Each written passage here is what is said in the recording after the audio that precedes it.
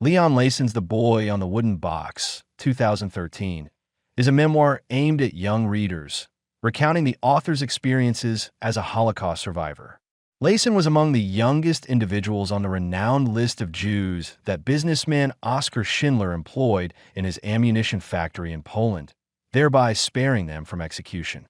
The book's title refers to the fact that Leon, being small for his age, had to stand on a wooden box in order to reach the factory machines.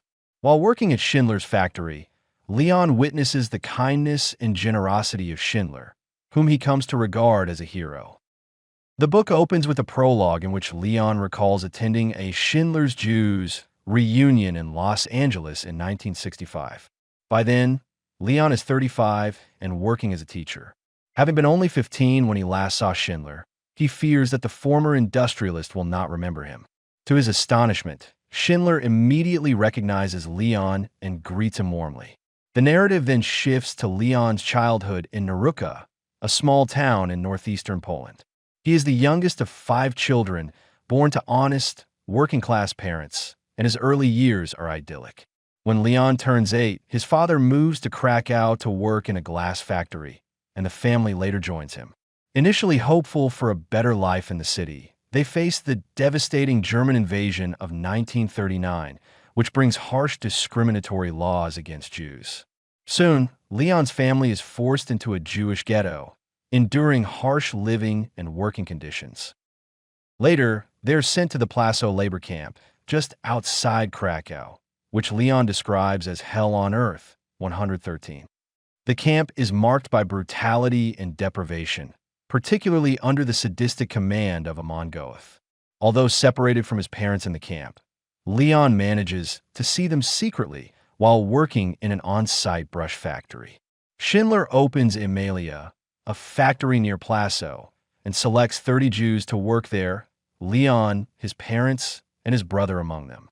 At Emalia, Leon is struck by Schindler's humanity and decency, qualities that contrast with his Nazi Party membership.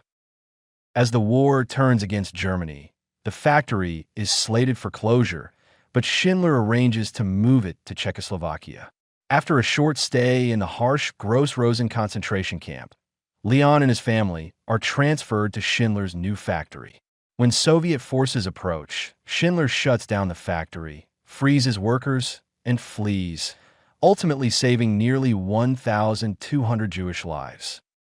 Following the war, Leon, his parents, and surviving siblings move first to Krakow, then to a displaced persons camp in the American zone of Germany, and finally settle in the United States. Leon serves in the Korean War, attends college, and pursues a career as a teacher. Only later in life, after the success of Schindler's List, does he begin speaking publicly about his Holocaust experiences, sharing his story in schools and communities across North America. The Boy on the Wooden Box was published shortly after Leyson's death from lymphoma at age 83. The book comprises a prologue, 10 chapters, and an epilogue, and concludes with an afterword in which Leyson's widow, daughter, and son reflect on his life. Thank you for watching. If you enjoy this video, leave a like and subscribe.